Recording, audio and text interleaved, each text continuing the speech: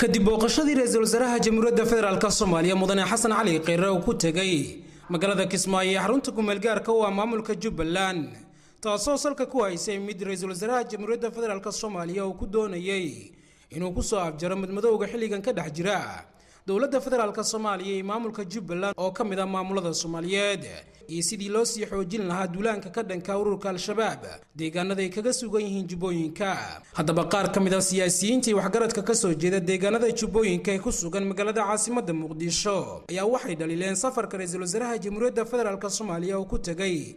magaalada Kismaayo ee xarunta ku-meel gaarka u ah maamulka Jubbaland iyagoo sheegay in maamulka Axmed Madoobe uu yahay maamul kaligiistalisa isla markaana ku tagrifalay hantida dadka degan deegaanada Jubbooyinka isla markaana siyaasiyiinta iyo waxgaradka ka soo jeeda deegaanadaasi uu ka soo musaafriyay dhulkooda uu ku tagay gobolada Jubbooyinka.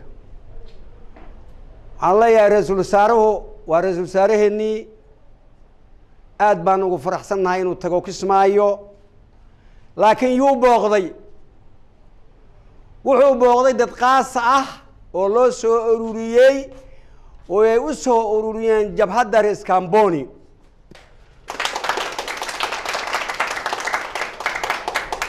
lama kulmin baremestaraha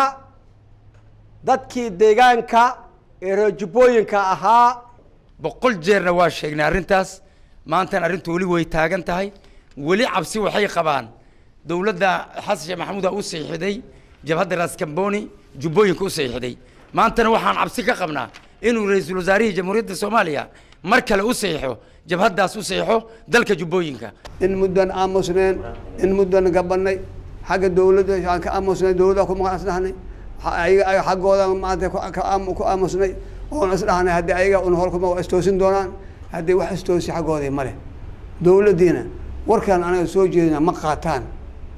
loomana baahno qof markuu war soo jeediyo in loo jeedo la arko oo la raacay meesha ay tagaan waajib ah dawladda federaalka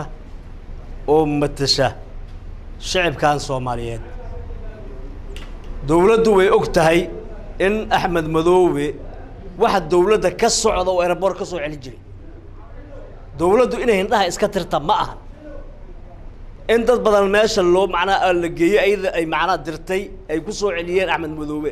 ay yiraahdeen wax dawladda federaalka ka socda ima soo galayaan bal hadda waxaan la yaabanahay ra'iisul wasaare oo dawladda federaalka ka socda inuu Axmed Madoobe shalay wuxuu ku dhawaaqay hadda oo macnaa inuu asaga tuugo oo ama inuu wuxuu rabo oo u yeelo meesha u tagay xoog lagu qabsaday Kismaayo xoog qabiil buu ahaa waxa la socday kaliya ciidankaas ajnabiga ah oo Kenyaanka oo dadka inay dhinac ka qabsadaan la qabsadaan dadkaas dalkana ay dhinac ka qabsadaan ujeedkeedu uu ahaa cidii inta diidan oo deegaanka ahaydna waa la soo barakay Samir Cabdirasaaq Umar wararka telefishinka Saab TV magaalada caasimadda Muqdisho.